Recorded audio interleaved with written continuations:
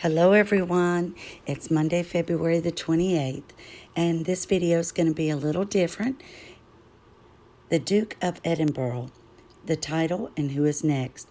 And I'm going to be talking about several different things in here, but this will be more of an educational one. I've done a lot of research on it, and some of it is quite extensive, so I'm going to try to simplify it and not go all the way back to the beginning. All right, let's go ahead and get started. My disclaimer is also in my description. All right, let me go back up and to where we get started. Here we go. Okay, Edinburgh Castle, and this is in Scotland. Beautiful castle. These are a few of the pictures of the inside. Now, let's talk about the Stone of Destiny. The Stone of Destiny is an ancient symbol of Scotland's monarchy, used for centuries in the inauguration of its kings. Seen as a sacred object, its earliest origins are now unknown. In 1296, King Edward I of England seized the stone from the Scots and had it built into a new throne at Westminster. From then on, it was used in the coronation ceremonies of the monarchs of England and then Great Britain. On Christmas Day, 1950, 4 Scottish students removed the stone from Westminster Abbey in London. 3 months later, it turned up 500 miles away at the high altar of Arbroath Abbey. In 1996, the stone was officially returned to Scotland. Today, it is one of the priceless treasures on display in the Crown Room. Visited by millions of people each year, the stone will only leave Scotland again for a coronation in Westminster Abbey. So when Prince Charles takes the throne, that's when it will be used again. The stone is displayed alongside the crown jewels in the Royal Palace on the east side of Crown Square. The royal apartments are open, and you can see the birthing room will actually remain closed. Kings and queens lived amidst the comfort and splendor of the royal palace.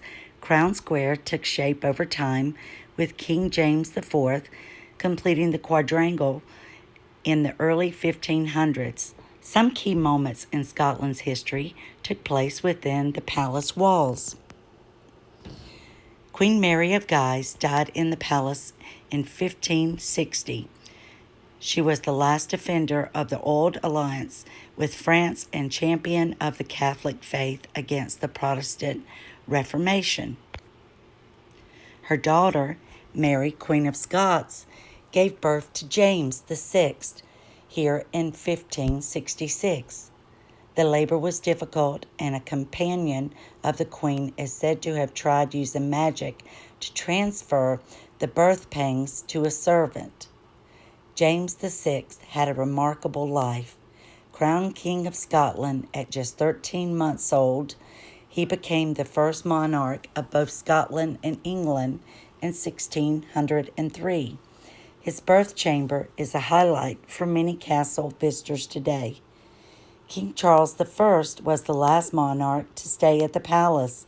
He slept here on the 17th of June, 1633, the night before his Scottish coronation. The royal palace is located in Crown Square. And here's a little video. I'll have to turn it down for the music.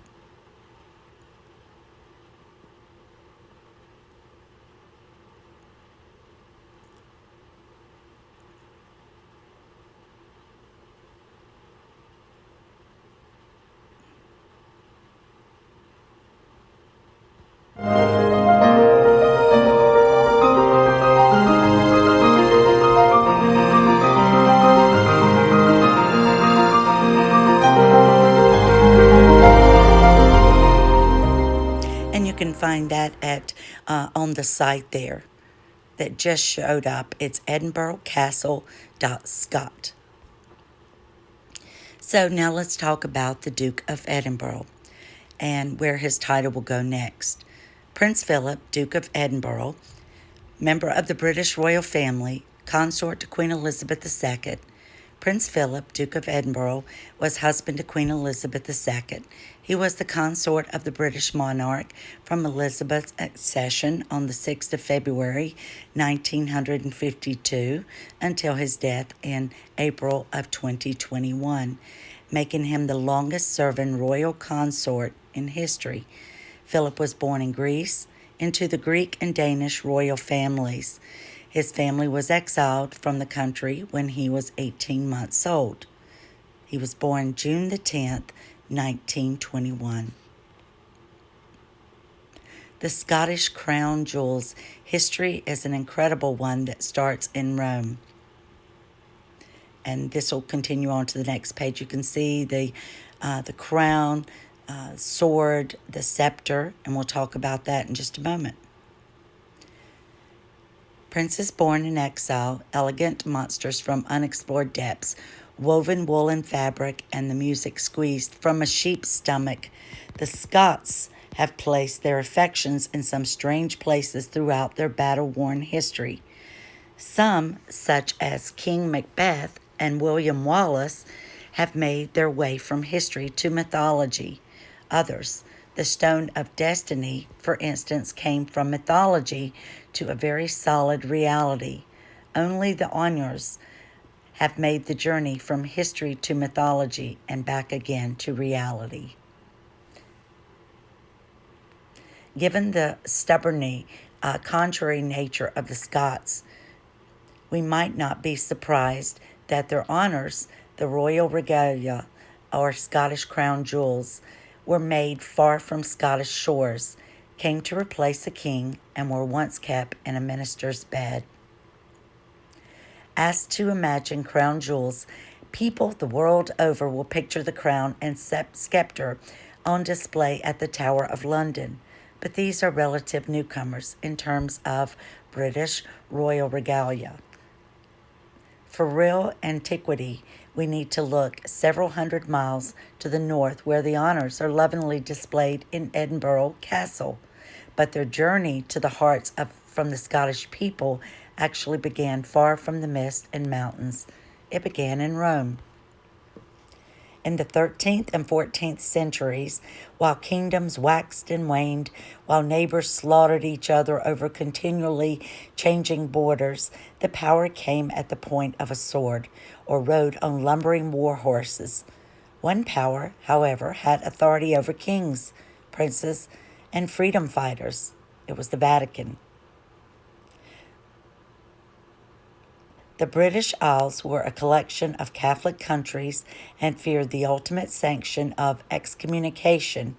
King Robert I of Scotland, or the Bruce, had, just make sure I didn't miss anything on there, had defied the papacy for his quest for power, but constantly sent envoys to Rome in an attempt to win back favor.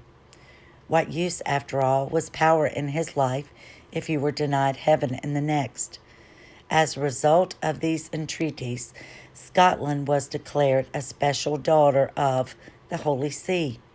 Gifts from the Pope to any nation brought a significance and prestige well beyond the monetary value of the objects themselves. They were honors from a power that claimed a higher kingdom than any on earth. The oldest of the papal gifts would eventually constitute the Scottish regalia, was presented to King James IV by Pope Alexander VI in 1494. The scepter is a golden hexagonal rod topped by a finial ball of rock crystal. The crystal is supported by golden dolphins and depictions of St. Andrew, St. James, and the Virgin and Child. John Mossman, an Edinburgh goldsmith, was given the old crown, 41 ounces of Scottish gold, 22 additional precious stones, and 68 pearls, and was tasked with creating a crown the king would be proud to wear. To make the 4 pounds of gold and jewels easier to wear, James ordered a silk, satin, and fur bonnet fixed on the inside. With her son, James VI, was less than a year old, his mother was forced to abdicate, and he became the second infant crowned by the honours. For the next 25 years, James VI ruled Scotland until the death of Elizabeth I of England tantalized him with the prospect of greater riches and higher estate. As James I of England, he paid scant regard to the land of his birth, and in his absence the honours took on a more royal role, representing the king at the Scottish Parliament, the tapping of each new act by the sceptre giving royal assent. If James treated Scotland with disregard, his son Charles I treated it with blatant disrespect, only traveling north for his Scottish coronation 8 years after acceding to the English throne. Lacking the diplomatic talents of his father, Charles set about making enemies and sowing the seeds of the English Civil War. They were locked in an oak chest and placed in Edinburgh Castle crown room. The door was bricked up. From here on, the honours temporarily left the real world and slipped into the lands of myth, rumor, and even propaganda. In an attempt to claim this unrest, the author Sir Walter Scott petitioned the Prince Regent, the future George IV, for permission to search for and found the honours. Such was Scott's facility for words that centuries later he is remembered with statues in Edinburgh and New York Central Park. But as he watched the chest pried open, he could hardly express his feelings. Scott knew well the upheaval that might be caused should the chest be found to be empty. On Thursday, July the 1st, 1999, Queen Elizabeth II opened the first session of the Scottish Parliament to sit for 300 years. They had originally had a parliament, and then it disbanded and then started again in 1999. In a reminder that they were vastly more than museum pieces, the honours, which had seen the closure of the last Parliament, were laid before Her Majesty in the new Parliament building. Having survived the vagaries and the brutality of centuries of Scottish history, having been held in the highest esteem, buried in a church, and entombed in a dusty oak coffin, the honours were once again center stage in history, back at the heart of Scottish life. This is the coat of arms for the Duke of Edinburgh, Prince Philip. And I'll tell you a little more about that. It's really beautiful, and it speaks of his Greek heritage.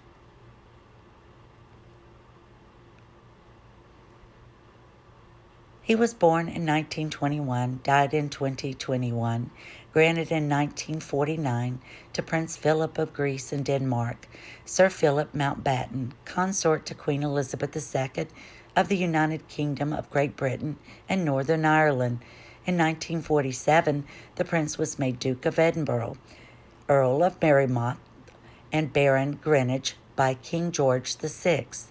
The coat of arms represents his lineage as a prince of Greece and Denmark on his paternal side and his descent into the Mountbatten family on his maternal side. And these are some lovely pictures of Queen Elizabeth and the Duke throughout the years.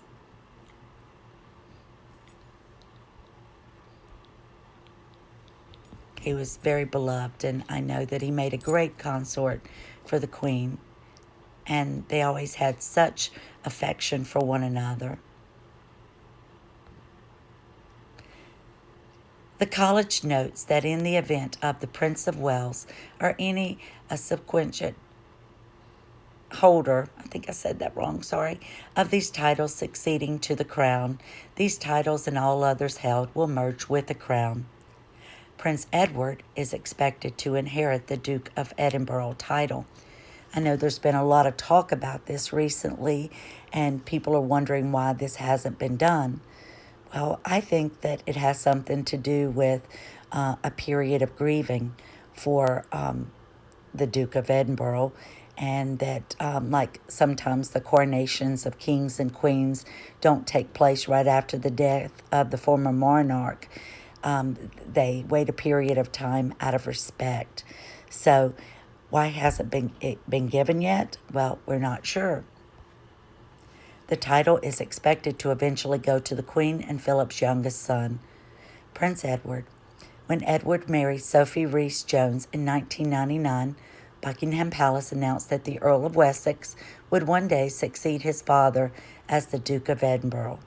At the time, the statement read, "The Queen, the Duke of Edinburgh, and the Prince of Wales have also agreed that the Prince Edward should be given the Dukedom of Edinburgh in due course, when the present title, now held by Prince Philip, eventually reverts to the crown." Prince Charles recalls his last conversation with his dad. This discussion took place the day before the Duke of Edinburgh died. Prince Charles has opened up about his final conversation with his late father, Prince Philip.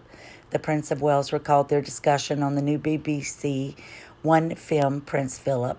The royal family remembers, "I was talking to him the day before he died. We were talking about his birthday coming up." Charles shared via hello.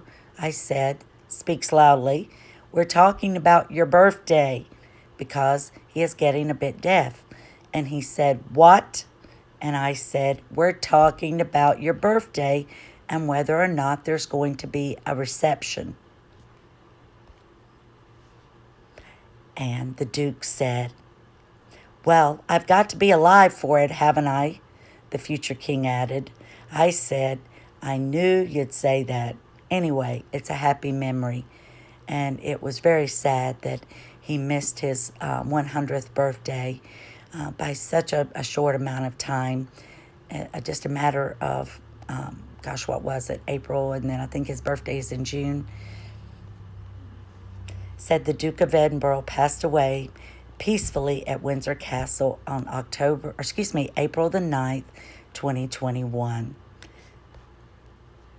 On June the 24th, 1953, following her coronation at Westminster Abbey, the crown was carried before Queen Elizabeth II in a procession from the Palace of Holyrood House to the High Kirk of St. Giles in Edinburgh, where the honours of Scotland, including the crown, were presented to the Queen during a national service. You can see the crown. I don't think I kept copies of its value, but wow, it's worth a lot. It was last worn at the coronation of Charles II at Scone in 1651. Made of solid silver, the scepter is surmounted with 3 figures supporting a crystal globe, a cut and polished rock crystal with a Scottish pearl on top. And let's see, does it say something else there? Oh, and then following the Union of 1707, the honours were locked away in a chest in Edinburgh Castle, and the English crown jewels continued to be used by the British monarch. During Holyrood Week, or Royal Week as it's known in Scotland, the Queen lives at the Palace of Holyrood House while attending meetings and visiting Scottish regions. Her Majesty's stay in Edinburgh usually takes place at the end of June to the beginning of July. Now, a few weeks ago, I saw that this crown was paraded through and presented to the Queen again, and I thought it rather strange. I could not find any articles, only one video on it. And it's carried in one of the, I think it's one of her Bentleys. And if you look closely, you'll see the crown in there, and it's one of the Scotland dukes that is sitting in the back seat behind it. But it was paraded through the streets. Her Majesty arrived, walked into the church, and this was then carried in by the Duke of Hammerstead. Oh, I forgot to keep a copy of it. But it's just amazing. I love all of these traditions, and I'm Scottish and English, So I watch everything and read everything I can find about Scotland and England, and it so fascinates me, especially the royals and the rich history that they have. And so I just wanted to bring a little bit of that to you. And I want to dedicate this to my friend Myra, who was talking to me about the Stone of Destiny, or the Stone of Scone. And we were having a discussion trying to figure out why that ceremony took place a few weeks ago and why we couldn't find a write-up about it. But I hope you found this interesting. I know it's a little different, but I wanted to just bring you something a little different. And since we're coming up on the memorial service for the Duke of Edinburgh, I thought maybe it was a way to talk about him a little bit, to honor him, and to also talk about the title going to Edward, Prince Edward next. So hopefully after the memorial service, sometime soon, Charles and the Queen will then bestow that honor of dukedom to her youngest son and to Charles's youngest brother. So thank you again for watching. I hope you all have a great week. And if you could do me a favor by liking or sharing, I'm trying to build up my number of subscribers and get more people watching. And if you want to give me any hints or tips of things that I can do to improve my videos, then by all means, please do. I don't know if my reading some of the articles is too much, and maybe I should give a summary of those. It's hard to know when you're the one doing it, and it's easier to have someone else look and critique what you're doing and to help you out. So I look forward to reading your comments and all of your suggestions. Thank you so much, and I'll be back very soon. Goodbye.